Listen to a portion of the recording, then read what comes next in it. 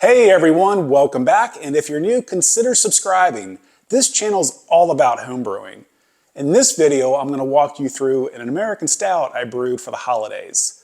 I usually like a dry stout, but this time I was shooting for a fuller body, maltier beer. I'm also going to share a new addition to my home brewery, this hop spider.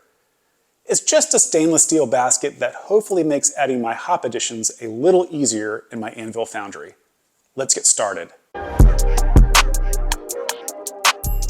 My brewing time was limited this past October, so I broke out my all-in-one Anvil Foundry to fit in this American Stout Brewday before the holidays. Setting up this Anvil Foundry was pretty quick. I placed the system at the edge of my garage, plugged it in, added a few hoses, and set my strike water to 170 degrees.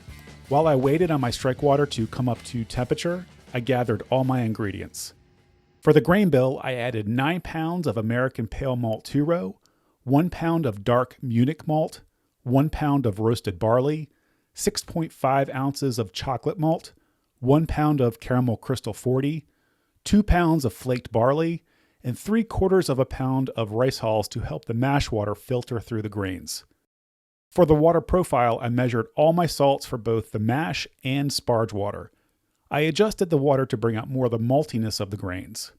After my water reached strike temperature, I pumped the sparge water into another kettle and put it aside until I was ready to sparge. I then mixed the salts into the mash water and the sparge water. After the water profile was ready, I started mashing in. I grinded my grains a little too much for this brew day. I ran into a stuck mash even with the rice hulls.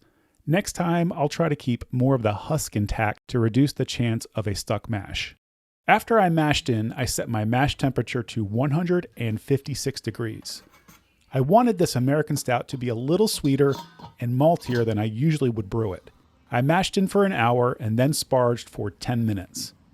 I missed getting the basket lift on video for sparging, but know I ran into a stuck grain bed. It was a little bit of a hassle, but the wort was sparged with a little extra effort. After I was done mashing, I ramped up my foundry to a boil. The boil went pretty smoothly using my new hop spider. It worked as expected without any issues. During past brew days using the Anvil Foundry, I added hops directly to the boil and also using hop bags. I found the hop bags are a hassle during knockout, and the Foundry's tiny pump clogged during whirlpool when I added hops directly to the boil. Here are 3 benefits I can see using a hop spider. 1, it's easier to clean up since the hops residue is in the hop spider. 2, different types of hops can be easily added, including leaf hops, cone hops, and pellet hops. And 3, it greatly reduces the chance of clogged pumps and valves during knockout and whirlpool. For my hops additions, I use good old American Cascades for bittering and aroma. I added 1.3 ounces of Cascade at boil and 1 ounce of Cascade at the 30-minute mark.